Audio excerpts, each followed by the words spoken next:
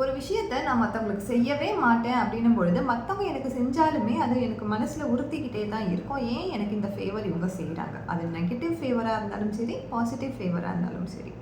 So அதற்கான ஒரு டிஸ்கஷனுக்குள்ளே போகும்பொழுது ஒருத்தவங்க எனக்கு நல்லது தான் பண்ணிகிட்டே இருக்காங்க, ரிப்பீட்டடாக தினைக்குமே அவங்க எனக்கு பிடிச்ச விஷயங்களாக பண்ணிகிட்டே இருக்காங்கன்னு பொழுது எனக்கு அவங்க என்ன பண்ணுறாங்க, என்கிட்டேருந்து ஏதோ ஒரு விஷயத்தை அவங்க எதிர்பார்த்து தான் அந்த செயலை செஞ்சிட்ருக்காங்களே தவிர்த்து எனக்கு அவங்க நல்லது பண்ணணும் அப்படின்றதுக்கான எந்த ஒரு ரீசனுமே கிடையாது. அதே மாதிரி தான் கெட்டதாக இருந்தாலும் என்கிட்ட ஏதோ ஒரு மைனஸ் இருக்குது, அதனால தான் அவங்க என்ன ஹர்ட் பண்ணிகிட்டே இருக்காங்க. ஆனால் அவங்களுக்கு சொல்லி புரிய வைக்கிறதுக்கு தெரியல.